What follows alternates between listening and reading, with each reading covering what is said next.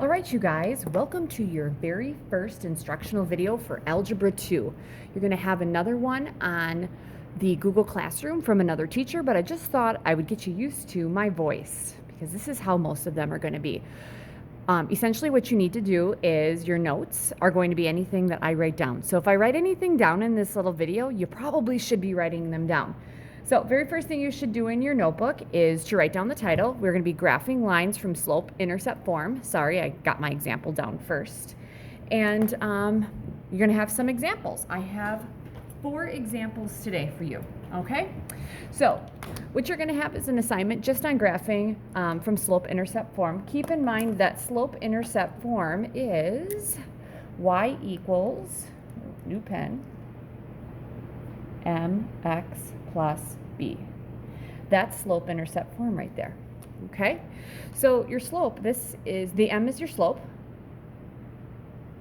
I had one kid a long time ago tell me that slope, it's your m, it's how you move, right? So it's the change in y over the change in x, or it's your rise over your run, all right? Now the b, that's where you begin, and it's your y-intercept.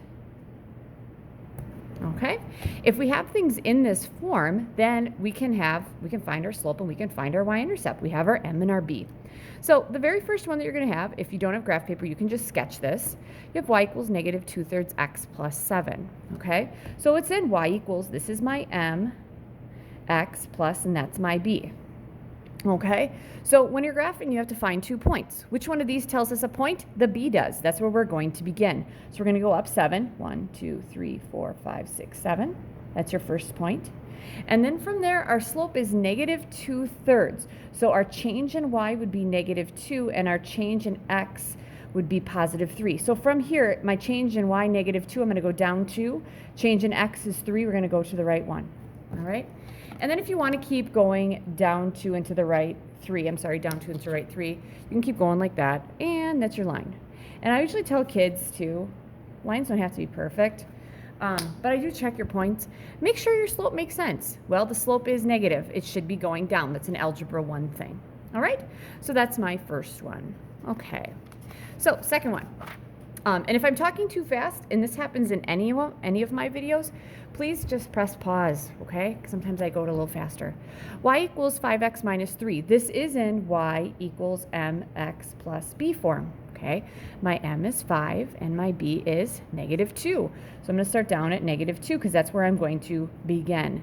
Now, the slope is the change in y over the change in x. So if 5 is my slope and I need a change in y over a change in x, we need to think about, how can I make 5 into a fraction? Well, can't I put it over 1? So from negative 2, we're going to go up 5. 1, 2, 3, 4, 5, and to the right 1. And we can go up 1, 2, 3, 4, 5, and to the right 1. All right? And that should be it. I'll double check it to make sure that I actually did go up 5 into the right one. 1, 2, 3, 4, 5. 1, 2, 3, 4, 5. We are good. All right? So there you go. Okay, next one. Okay, 4y minus 3x equals 16. So this is obviously not in slope-intercept form, y equals mx plus b. So what we need to do is we need to change this so it is in slope-intercept form. So the goal is to get the y by itself. So if I want the y by itself, first thing I could get rid of this 3x.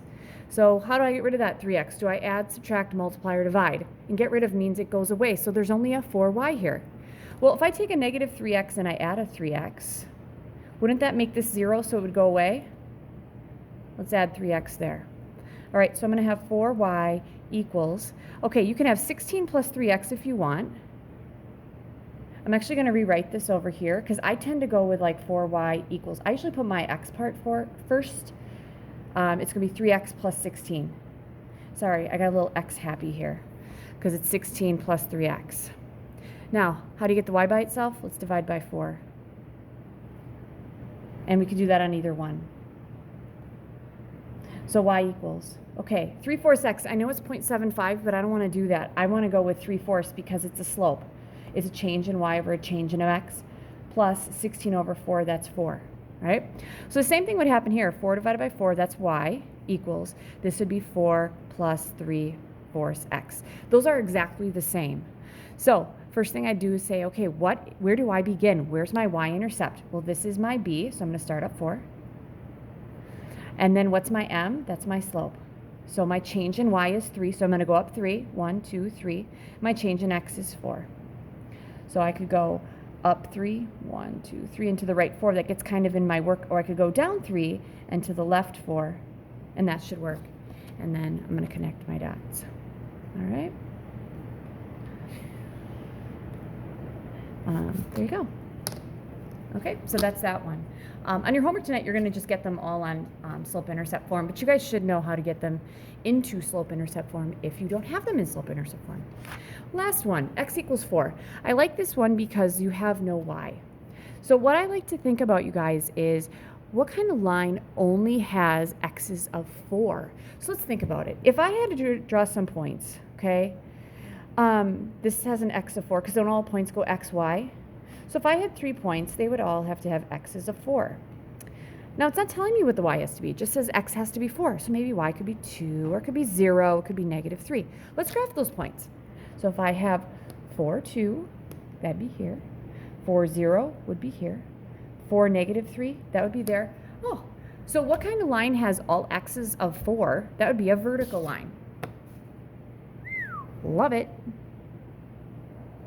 Okay, and you could pick any points you want, or you could just think to yourself, what kind of line has all the x's of 4? All right, so that's just a short video. This is my video, and I'll also put in Mrs. Mayer's video if you want. She also put in some things with tables. I generally try not to use tables because I like things going short and fast. All right, this will be attached to your assignment that's on Delta Math.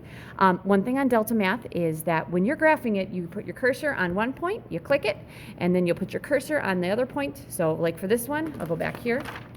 For this one, my y-intercept was at 4. I'd click on 4, and then I go up 3 and to the right 4. I'd click on 4, and then I'd submit that answer. All right?